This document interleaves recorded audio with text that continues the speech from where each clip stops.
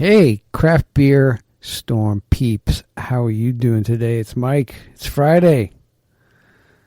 That means it's Craft Brew News Day. So we bring you the stories of the week in the arena of craft beer, the drama, all kinds of stuff going on. I'm also enjoying my new beer. It's called Cashmere, and it has that lemon and kind of melon coming off it. We use cashmere hops and mosaic hops, and it's a nice, clean, bitter taste. Really nice, smooth beer. So it'll be ready next week. If you're in the Portsmouth area, New Hampshire area, come on in.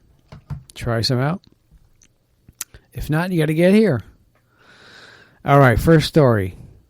A judge denies AB's motion to dismiss Patagonia trademark lawsuit.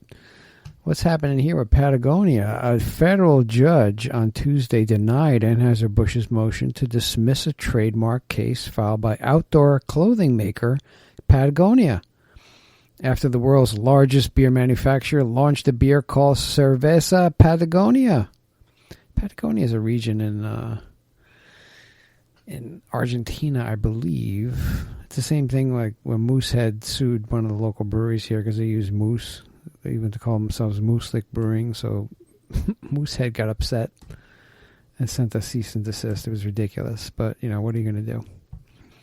But apparently, Patagonia has a lot of cash, so they're like, you know what, AB, we're going to court. So, apparently, according to Law 360, Patagonia sued for trademark dilution rather than a trademark infringement due to the two companies' products being unrelated.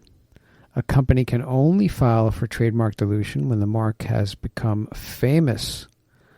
By the way, all these stories are brought to you by brewbound.com. Awesome website, www.brewbound.com. Good stuff. So the U.S. District Judge Virginia A. Phillips ruled that Patagonia, who cited more than $10 billion in sales, did indeed fit this description. I guess they are famous, right? $10 billion with a B? It's a big company. Phillips wrote, to meet the famousness element of protection under the dilution statutes, a mark must truly prominent and renowned, and the plaintiffs have sufficiently alleged that the Patagonia mark is famous and distinctive.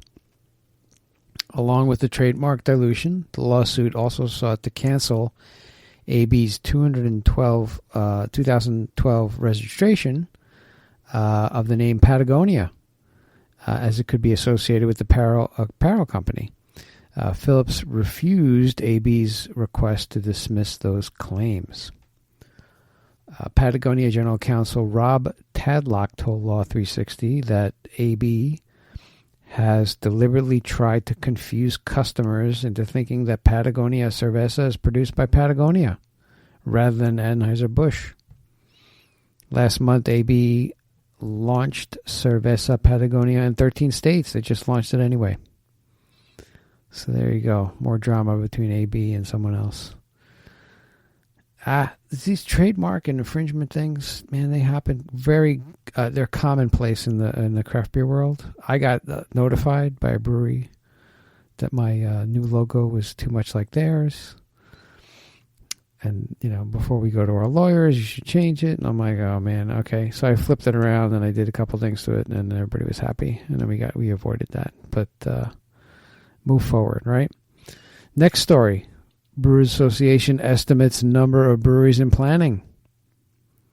And Brewers Association BA Chief Economist Bart Watson. We interviewed Bart Watson when I was out at the Craft Brewers Conference earlier this year. He's a cool guy. He knows what he's talking about. And check out that episode.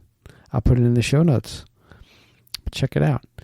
Referencing state license lists and brewery and planning memberships in its database, along with alcohol, tobacco, tax, and trade bureau permits. Estimated that 1,940 breweries will open in the U.S. over the next 2 years. Now, according to Watson, when factoring in brewery closures, the total number of total breweries in the U.S. over the next 2 years could reach around 9,200. Wow, 9,200. That's a lot of breweries, right, in the U.S. And it's, wineries in the U.S. are about 11,000. And so 9,200. But when you think about it, there's really not a winery or a vineyard like right around the corner. They're very, the specific areas. And if there's 11,000 of them, like breweries can open up pretty much anywhere. You could think about if you scale it up, it could be easily double, like 11,000, right? It can approach 20,000, right? There's a lot of people in the U.S., a lot of thirsty people. We bring that local craft beer to you. We support it. The next story, Narragansett, it's kicking butt, acquires 18,000 square foot brewery in Rhode Island. And Narragansett Beer officially acquired an 18,000 square foot building in Providence, Rhode Island, which will serve as the company's new headquarters. Narragansett plans to add an indoor tap room, an outdoor beer garden, and special event space to the facility, which is slated to open in spring 2020. Narragansett's huge up here in New England. I'm not sure if they distribute around the country, but I know in New England they're all over the place, and they're killing it.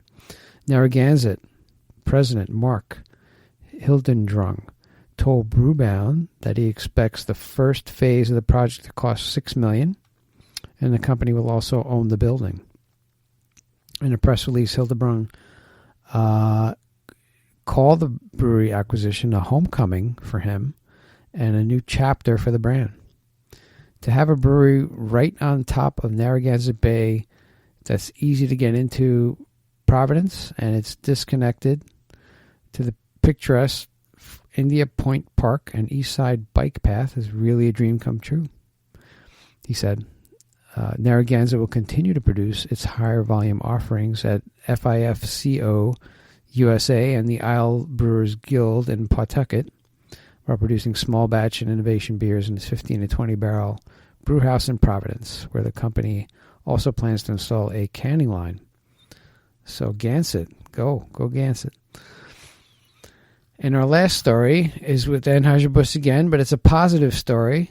Anheuser-Busch donates canned water to Hurricane Dorian relief effort. And they do this in the past, and I applaud Anheuser-Busch for doing this. I think this is awesome. Anheuser-Busch, answering the American Red Cross request for aid, donated more than 100,000 cans of water to Florida residents in advance of Hurricane Dorian, according to Florida Politics. The water was delivered to AB's Jacksonville Brewery from its production facility in Centerville, Georgia. Southern Eagle Distributing, Gold Coast Eagle Distributing, and Bernie Little Distributors distributed the water. So that's great. They have huge facilities. Instead of making beer, they can can water. It's all sealed. They got the logo on it, water. And I think that's fantastic, and I applaud them for doing that. They always step up and do this during disasters, which is cool. And that's your craft beer news for today. Remember, we have a craft beer weekend coming up at the Victoria Inn in New Hampshire. And that'll be happening on October 25th, 26th, 27th. We're going to have food and beer pairing, local brewers, Q&A session. We'll take you on a bus, pick you up on a bus, and bring you to local breweries. It's going to be awesome. We've got more food for you. Sunday, we got kegs and eggs. We'll give you some beer and some breakfast. It'll just be a whole weekend, scheming now, planning it out, do a presentation, how to make beer, give you some samples of green, hops, go through the whole thing. It'd be great. So check out www.craftbeerstorm.com. There's a link there right to Victorian's website where you can get more information. And I got more scheduled. We're finalizing the details. I'll let you know about those, both here in New England and also in New York. Got a couple in New York coming up.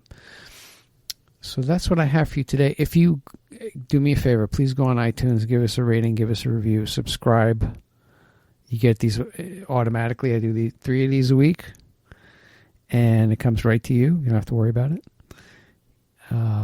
Tell a friend, tell 10 friends.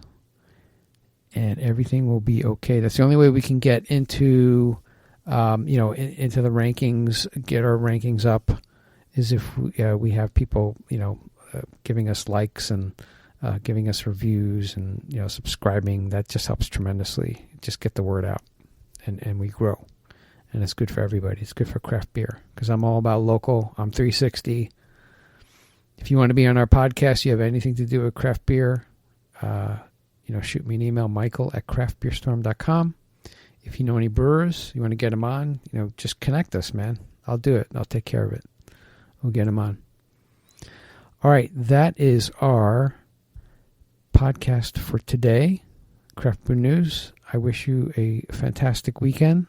Drink that craft beer. Support your local brewery. Check out our craft beer weekend. It's going to be awesome. And I wish you a great weekend, and I will see you on Monday. Take care.